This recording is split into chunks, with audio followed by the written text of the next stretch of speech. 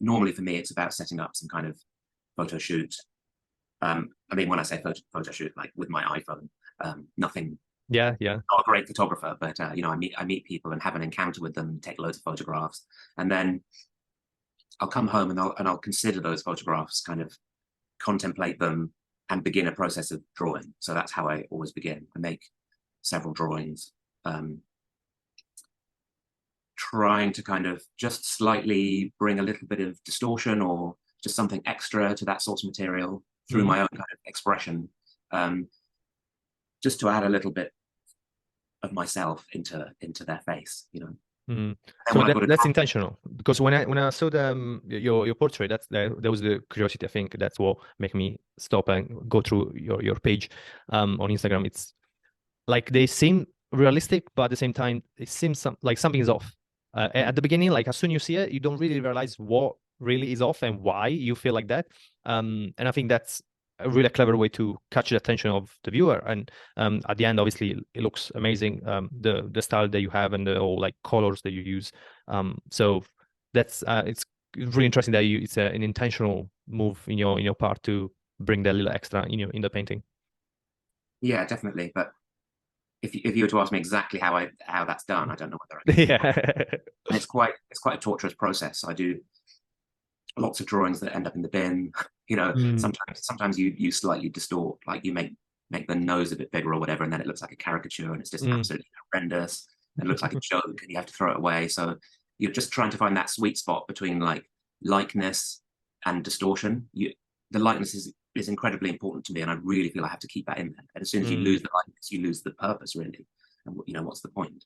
Yeah. So it's a lot of trial and error at that stage, and then hopefully you get to that point where you've got a drawing and you're like, oh, this is quite interesting. You know, this kind of looks poignant in some way, or kind of suggests some kind of thought going on with the sitter or whatever. And then that's when I'll move on to a panel, and I'll kind of scale the drawing up and put it onto the panel to start painting. I think art college lacks like a practical what to do when you graduate kind of thing. I think that's probably common to a lot of art colleges. It's just like, oh, you just sit in a room and paint, and then you graduate, and then they kick you out into the world. And like, well, what's the business side of it? Every single artist that I'm talking to, they always say this, and it feels like that everyone knows this, but nobody's doing anything about it. Like the actual schools, they know they're not providing that, but they're not actually doing anything about it.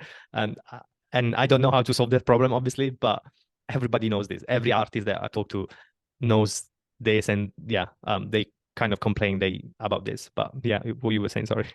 Yeah, I think if you can, and you have good tutors, ask for that information. Like, don't be afraid, because that's what I did in my third year as an illustrator, an illustration degree.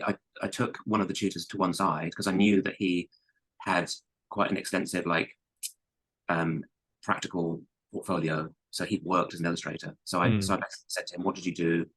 How did you do it? How did you get there? Like, what are the steps I need to take? And he kind of privately told me one-to-one what he'd done about like sending out samples and phoning people up. But I wouldn't have had that information if I didn't like proactively ask for it. Yeah. Use your tutors. You know, you can get that. Hopefully, you can get that information. I mean, the problem is a lot of art colleges that some of the tutors haven't lived that life, and they've gone straight to the Royal College and to teaching and got straight into teaching, and they haven't even in illustration teaching. You will encounter tutors who haven't actually had much experience of editorial work or whatever, true. Which is a shame, I think. Yeah, and the other advice, obvious though it is, like drawing and painting, just do it. Like, do it on a daily basis. Like, yeah, that's so important.